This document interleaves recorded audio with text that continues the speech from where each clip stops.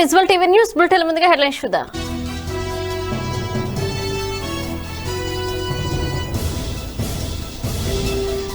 రేపు ఢిల్లీకి వెళ్లనున్న ఏపీ ముఖ్యమంత్రి జగన్, అమిత్ షాతో భేటీ, ఆర్థిక సాయం పైనే ప్రధానంగా పర్యటన.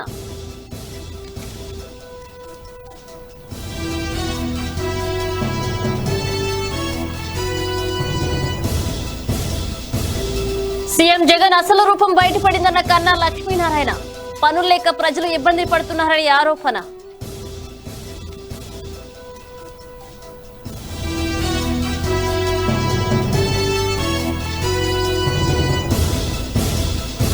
జగన్ ప్రభుత్వం బలహీన వర్గాలను నిండా ముంచిందన్న కాల్వా శ్రీనివాసులు, ప్రభుత్వ సలహాదారులు ఎంతమంది బీసీలున్నారో సీఎం జగన్ చెప్పాలని ప్రశ్న.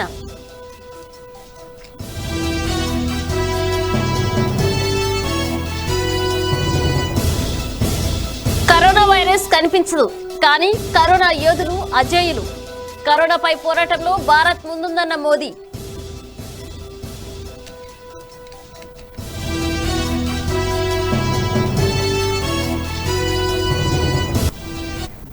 బులెటిన్లో డీటెయిల్స్ చూస్తే ఆంధ్రప్రదేశ్ ముఖ్యమంత్రి వైఎస్ జగన్ రేపు ఢిల్లీకి వెళ్లనున్నారు. కేంద్ర హోంశాఖ మంత్రి అమిత్ షాతో ఆయన భేటీ కానున్నారు. అలాగే పలువురు కేంద్ర మంత్రులు, అధికారులతో ఆయన సమావేశమయ్యే అవకాశం ఉంది.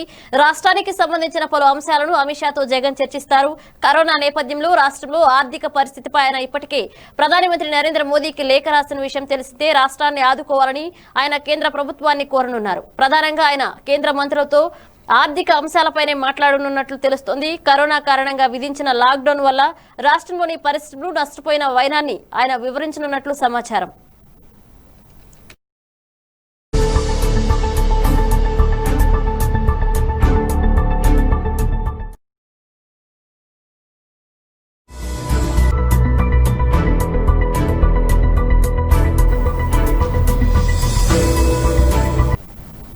ఆంధ్రప్రదేశ్ ప్రభుత్వ తీరుపైన, సీఎం జగన్ విధానాలపైన బీజేపీ ఏపీ అధ్యక్షుడు కన్నా లక్ష్మీనారాయణ విమర్శలు గుప్పించారు. రాష్ట్రంలో మద్యం ఏరులై పారుతుందని ఆయన చెప్పారు.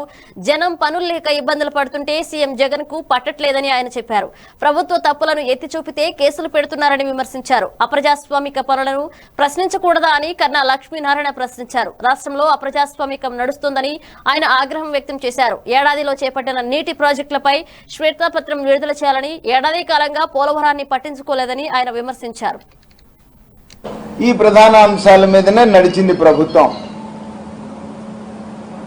నేను మీకు గుర్తుండే ఉంటుంది, ఈ మాటలన్నీ కూడా అప్పుడప్పుడు నేను వాడినటువంటి పదాలే, ఇవాళ కొత్తగా వాడినటువంటిది కాదు. నేను మొట్టమొదట 2 మాసాల్లోనే చెప్పాను, చాలా ఆత్రంగా కనపడుతుంది అనేటువంటి మాట.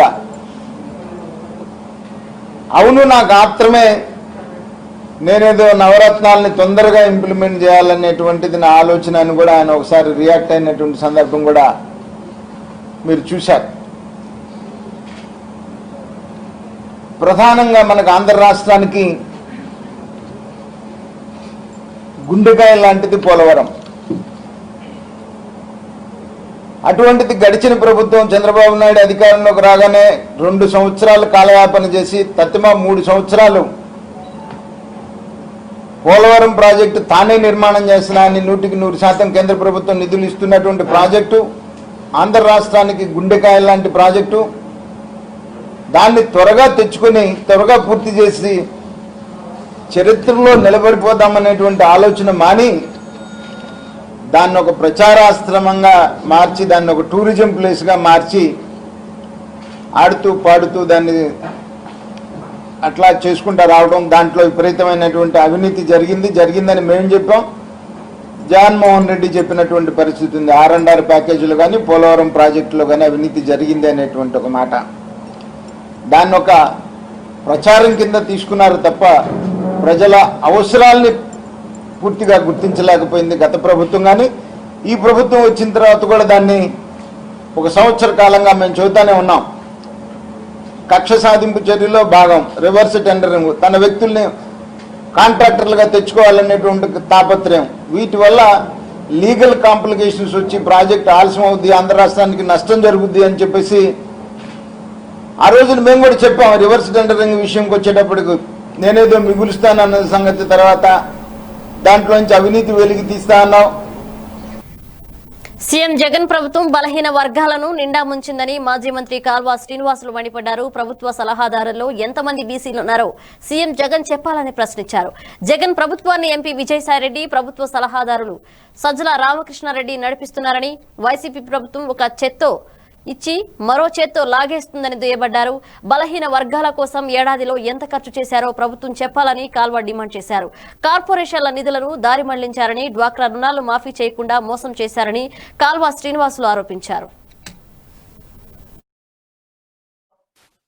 సగానికి పైగా ఉన్న వెనుకబడిన తరగతుల వాళ్ళు కానీ, అట్లాగే దళితులు, గిరిజనులు, మైనార్టీలు, ఇట్లాంటి క్రిస్టియన్స్, కాపులు, అనేక సామాజిక వర్గాలకు సంబంధించిన బలహీన వర్గాలకు వివిధ రూపాల్లో ఇస్తామన్న సంక్షేమం కానీ, లేదా వాళ్ళను ఆర్థికంగా, రాజకీయంగా చాలా ఎత్తుకు తీసుకెళ్తామని జగన్మోహన్ రెడ్డి పాదయాత్రలో చేసిన భాషలు కానీ, ఇచ్చిన హామీలు కానీ ఏడాది కాలంలో ఏవి నెరవేరకపోగా, అంతకుముందు చంద్రబాబు నాయుడు గారి ప్రభుత్వంలో సాధారణంగా జరిగే కార్యక్రమాలు కూడా, ఫీజు రియంబర్స్మెంట్ కానీ, అట్లాగే స్కాలర్షిప్లు కానీ,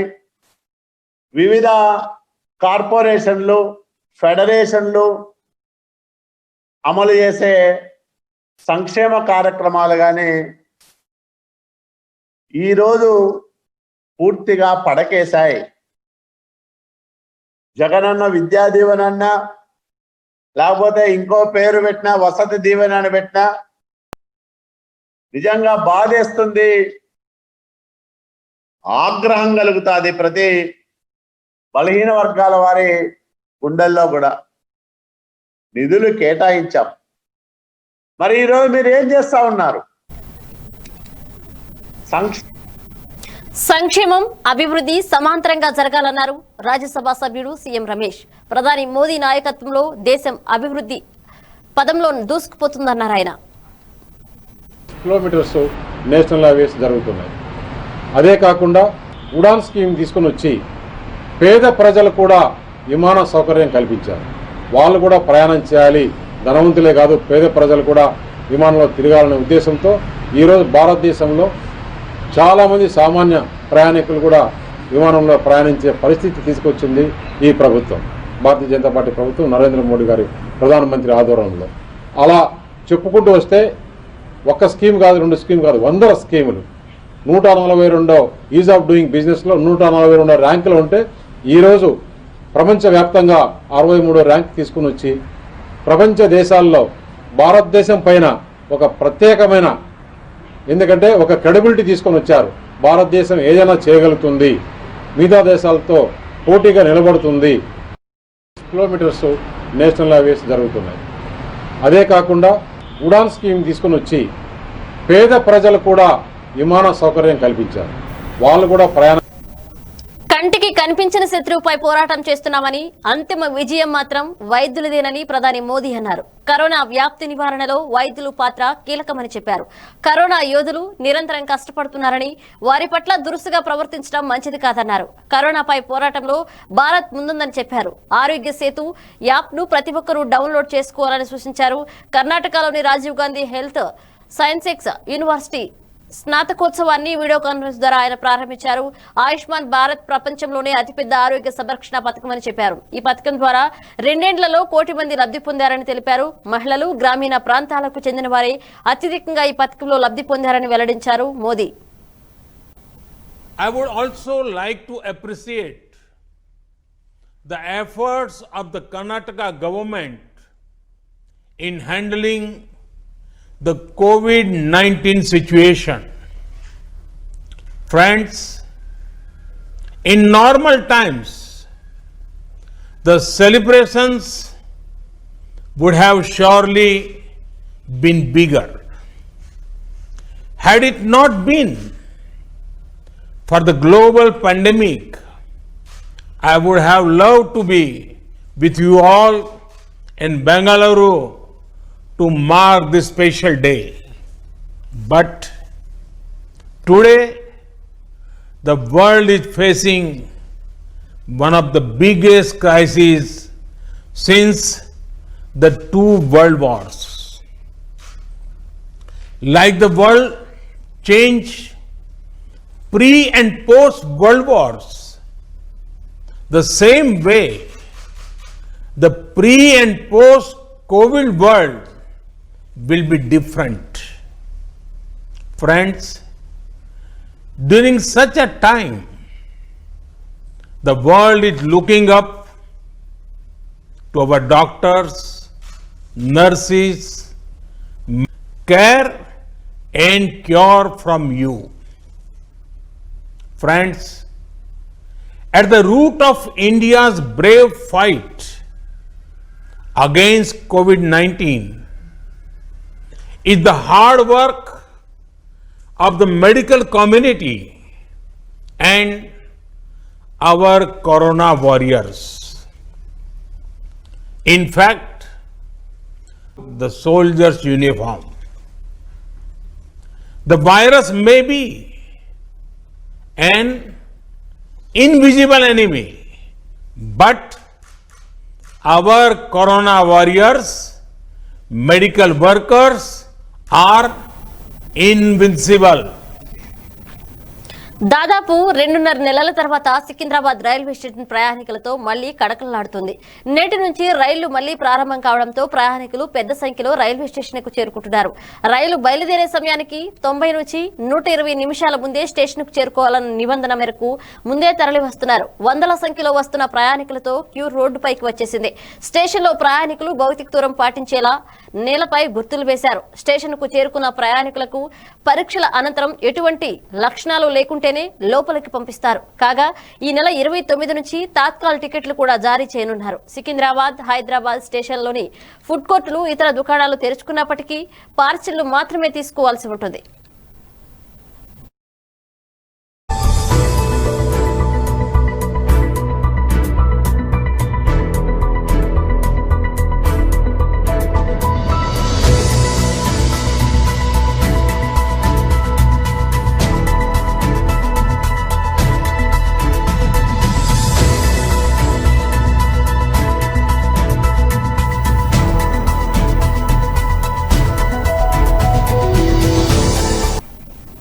గౌరవ ముఖ్యమంత్రి వైఎస్ జగన్మోహన్ రెడ్డి ప్రతిష్టాత్మకంగా నిర్వహిస్తున్న పేదలందరికీ ఇల్లు కార్యక్రమంలో భాగంలో కేటాయించిన 100 ఎకరాల భూమిలో జరుగుతున్న పనులను పరిశీలించిన గుంటూరు జిల్లా వినుకొండ ఎమ్మెల్యే శ్రీ బొల్లా బ్రహ్మనాయుడు మరియు మున్సిపల్ కమిషనర్ మరియు పార్టీ నాయకులు.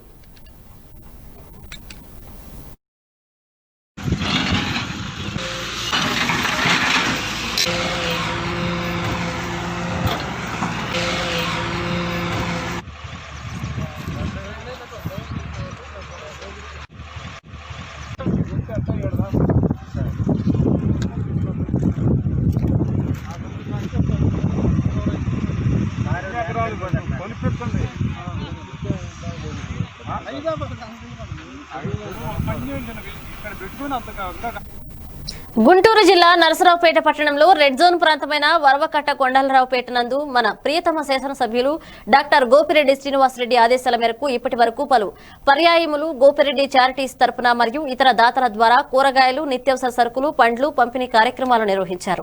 అదే నేపథ్యంలో నేడు ఎమ్మెల్యే డాక్టర్ గోపిరెడ్డి శ్రీనివాసరెడ్డి ఆదేశాల మేరకు ఎన్కే ఆంజనేయులు, అంగజాల రవి 1,100 కుటుంబాలకు కూరగాయలు పంపిణీ కార్యక్రమం ఎమ్మెల్యే చేతుల మీదుగా ప్రారంభించారు.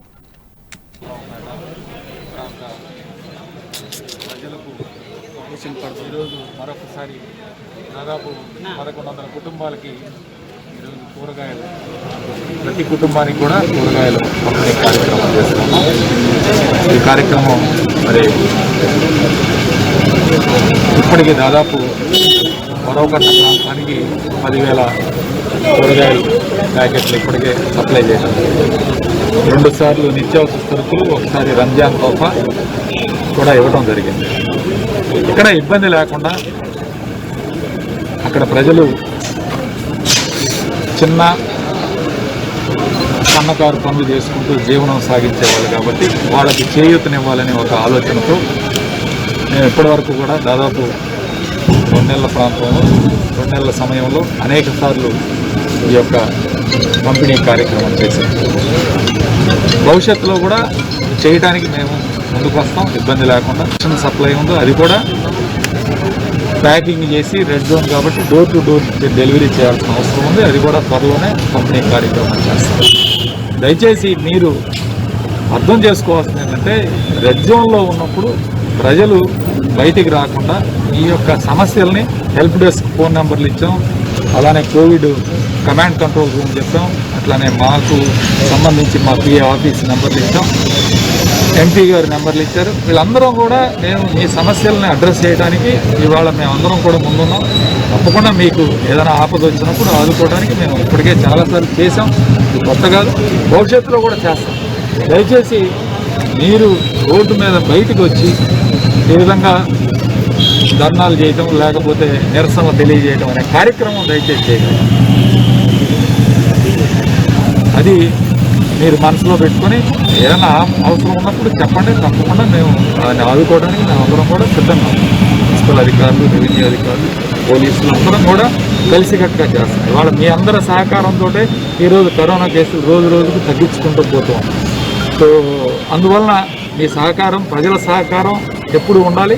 అధికారులు, ప్రజలు అందరం కలిసి సమన్వయంతో పనిచేస్తేనే ఈ కరోనాని మనం నియంత్రించుకొని ముందుకు వెళ్ళగలం. దయచేసి అది ప్రజలు గమనించుకొని దాని ప్రకారం మీరు జాగ్రత్తలు తీసుకోవాల్సిందిగా విజ్ఞప్తి చేస్తాం. దయచేసి కరోనా తగ్గిపోయింది పూర్తిగా మేమంతా ఇది అని భావించదు. ఎప్పుడైనా ఒక్క కేసు వచ్చినా మళ్ళీ అది తిరగబెట్టి ఈరోజు మనం చూస్తున్నాం గ్రామీణ ప్రాంతాలకు కూడా ఈరోజు పోతున్నాం. సో అలాంటి నేపథ్యంలో ఇంకా జాగ్రత్తలు తీసుకొని కంటైన్మెంట్ జోన్లో ఉండి ఇబ్బంది పడుతున్న మరోపేట, కొండలరావుపేట ప్రాంత ప్రజలకు ఈరోజు గుంటూరు జిల్లా Vinukonda special enforcement bureau inspector ఆధ్వర్యంలో నూజెండ్ల మండలం చెన్నారెడ్డి కాలనీ అటవీ ప్రాంతంలో నాటుసారా బట్టీలపై జరిపిన దాడుల సందర్భంగా చెన్నారెడ్డి కాలనీకి చెందిన మేడా బుజ్జి నాగేశ్వరరావు మాట్లాడుతూ నాగార్జున అనే 2 వ్యక్తులు నాటుసారా బట్టీపై సారాయి తయారు చేస్తుండగా బుజ్జి అనే వారిని రెడ్ హ్యాండెడ్ గా పట్టుకోవడం జరిగింది. అతని వద్ద నుండి 5 లీటర్ల నాటు సారాయి స్వాధీనం చేసుకోవడం జరిగింది. అలాగే సారా తయారీకి ఉపయోగించే 3 డ్రమ్ములలో నిల్వ ఉంచిన 430 లీటర్ల బెల్లం మూటను అలాగే బట్టీలో వాడే బిందెలు, కుండలు ధ్వంసం చేయడం జరిగింది. నాగార్జున పారిపోగా అతనివి వదిలేచి వెళ్లిన నాటు సారాయికి కూడా స్వాధీనం చేసుకోవడం జరిగింది. అలాగే నాటు సారాయి తయారీకి వాడే బెల్లం సరఫరా చేసిన ప్రకాశం జిల్లా కురిచేడుకు చెందిన పోలేపల్లి లక్ష్మీనారాయణ అనే వ్యక్తిపై కూడా కేసు నమోదు చేయడమైనది. ఇతను బుజ్జి, నాగార్జునులు సారాయి తయారీకి బెల్లం కొనుక్కు వెళ్తున్నారని తెలిసి కూడా చాలా కాలం నుండి బెల్లం సరఫరా చేస్తున్నారు. వీరు ముగ్గురుపై కేసు నమోదు చేసి బుజ్జిని రిమాండ్ కు తరలిస్తున్నామని, 10 లీటర్ల సారాయి స్వాధీనం చేశామని, మిగతా 2ని త్వరలో అరెస్ట్ చేస్తామన్నారు.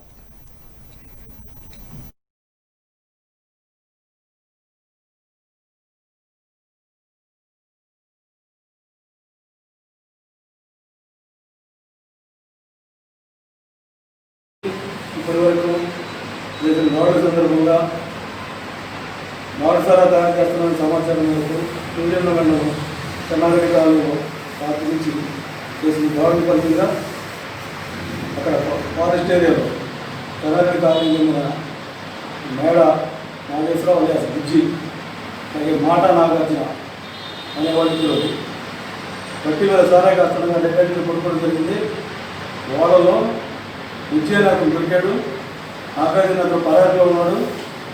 వీళ్ళు బట్టి కాయడానికి ఉపయోగించే బెల్లాన్ని కుర్చేడు మండలం కుర్చేడు గ్రామానికి చెందిన Polepally Lakshminarayana wholesale general merchants అని ఆయన దగ్గర నుంచి రెగ్యులర్గా తీసుకొస్తా ఉన్నాడు. దాని మీద మేము పూర్తి నిఘా పెట్టి దాన్ని కూడా కేసులు చేయడం జరిగింది. దొరికిన ఈ బుజ్జి, పారిపోయి నాగార్జున దానిలో రెగ్యులర్గా సరఫరా చేసి లక్ష్మీనారాయణ ఊళ్ళో కూడా కేసు నమోదు చేయడం జరిగింది. వీళ్ళ దగ్గర నుంచి 10 లీటర్లు లాసారే స్వాధీనం చేసుకోవడం జరిగింది. అట్లాగే 430 లీటర్లు బెల్లం ఓట బట్టి దాస్తున్నప్పుడు అక్కడ ఉన్న నశించిన బెల్లం ఓటని ధ్వంసం చేయడం జరిగింది. దాన్ని ప్రత్యేక నమోదు చేసి ఇతను రిమాండ్ పంపిస్తున్నాం. రేపు 2 రోజులు నిజవాళ్ళు లక్ష్యం చేసి రిమాండ్ పెడతాం. ఈ సందర్భంగా మీకు మనం ఏంటంటే లాక్డౌన్ నేపథ్యంలో వినుకొండ ఎక్సైజ్ సిబ్బందిలో గాంధీ శాస్త్రం కూడా 10 ల్యాబ్లో కూడా మోటేషన్ ఉన్నాయి. ఈ క్రమంలో వినుకొండ సర్కిల్కి మూడు వైపుల నుంచి కూడా ప్రకాశం జిల్లా ఆక్యుపై కవర్ చేస్తూ ఉంది. ప్రకాశం జిల్లాలో ఉన్న గవర్నమెంట్ మద్యం షాపులు తీసుకున్నాయి. ముందు తాగేవాళ్ళు చుట్టుపక్కల ఇక్కడ పొలం చెరువు గుడుగుల దగ్గర నుంచి పొలం చెరువు దగ్గర నుంచి త్రిపురాంతకం, కుర్చేడు, దర్శి, అద్దంకి, గొర్రెపాడు ఈ గ్రామాలను పూర్తిగా కవర్ అవుతూ ఉన్నాయి. అట్లాగే ఇటు గుంటూరు జిల్లాలో కూడా ఈ చెరువు కట్టే మీద కూడా షాపులు తీసున్నాయి. తాగే పోవడం వల్ల అక్కడ పోవడం వస్తా 3-4 బాటిల్ తెచ్చుకోవడం, ఇక్కడ వాళ్ళు ఒకటి దాకా నీళ్ళు మిగతా వాళ్ళు తీయడం దొరుకుతూ ఉంది. దీన్ని కొంతమంది వ్యక్తులు బెల్ట్ షాపులు ప్రచారం చేస్తున్నారు. ఇది బెల్ట్ షాపులు అని చెప్పలేం. గవర్నమెంట్ షాపులు తీసుకున్నాయి కాబట్టి చుట్టుపక్కల తెచ్చుకుంటూ ఉన్నారు. ఆ తెచ్చుకున్న వాటిలో మిగిలిన వాళ్ళ ఫ్రెండ్స్కి ఇవ్వడం లేకపోతే ఒకరిద్దరు అమ్మడం జరుగుతూ ఉంది. వాటి దగ్గర పూర్తిగా దృష్టి పెట్టుకున్నాం. వాళ్ళ వ్యక్తుల మీద కూడా త్వరలో కేసులు నమోదు చేస్తాం. అట్లాగే తెలంగాణ నుంచి వస్తున్న లెక్కర్ ఏదైతే ఉందో దానిలో పూర్తి సమాచారం ఉంది. గత 5-6 రోజుల్లో 4 కేసులు పెట్టడం జరిగింది. అందరినీ కూడా డిమాండ్ పెడుతున్నాం. 15 రోజులు డిమాండ్ ఇస్తున్నాం ఉన్నారు. ఈ గ్రామంలో చెప్పేది ఏంటంటే ఎవరు కూడాను ఎక్కడి నుంచి ఇలాంటి నాటుసారాలు కానీ అక్రమ మధ్య తెలంగాణ నుంచి కానీ లేదా చుట్టుపక్కల నుంచి కనిపించి అమ్మినట్లయితే వాటి కఠిన చర్యలు ఉంటాయని తెలియజేస్తుంది. అమరావతి సచివాలయానికి కరోనా ఎఫెక్ట్. సెక్రటేరియట్ ఎంప్లాయీస్ లో కొందరికి కరోనా వచ్చిన నేపథ్యంలో సెక్రటేరియట్ ప్రాంతం మొత్తం శానిటైజ్ చేసిన సిఆర్డీఎస్ సిబ్బంది. మిషనరీస్ తో సెక్రటేరియట్ మొత్తం హైపోక్లోరైడ్ ద్రావణం పిచికారీ చేసిన వైరం. సెక్రటేరియట్ లోని వచ్చే ప్రతి ఒక్కరికి థర్మల్ స్కానింగ్ చేస్తున్నారు సిబ్బంది. 3-4 బ్లాకుల్లోకి ఎంట్రీ నిషేధం. సెక్రటేరియట్ మొత్తం శానిటైజ్ చేస్తున్నారు సిబ్బంది. విధులకు హాజరు కాని 3-4 బ్లాకుల్లో పనిచేసే సచివాలయ ఉద్యోగులు. మిగతా బ్లాకుల్లోనూ అంతంత మాత్రంగానే ఉద్యోగులు హాజరు. సచివాలయానికి కరోనా తాకిడితో తన రివ్యూలను విజయవాడ ఆర్ఎండ్బి భవనంలో ఏపీటీఎస్ కార్యాలయం నుంచి చేపడుతున్నారు మంత్రి మేకపాటి గౌతమ్ రెడ్డి.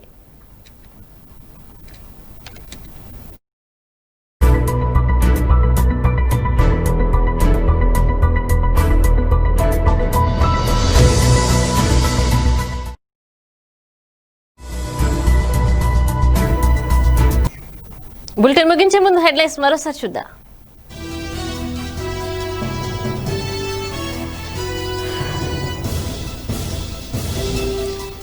రేపు ఢిల్లీకి వెళ్లనున్న ఏపీ ముఖ్యమంత్రి జగన్.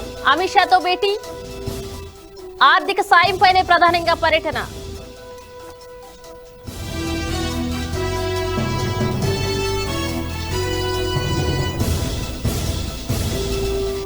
సీఎం జగన్ అసలు రూపం బయటపడిందన్న కన్నా లక్ష్మీనారాయణ. పనులు లేక ప్రజలు ఇబ్బందులు పడుతున్నారని ఆరోపణ.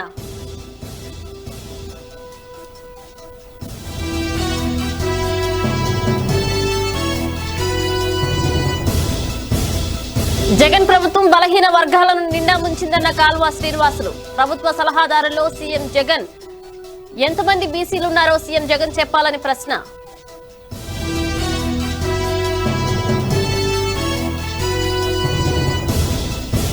కరోనా వైరస్ కనిపించదు కానీ కరోనా యోధులు అజేయులు. కరోనాపై పోరాటంలో భారత్ ముందుందన్న మోదీ.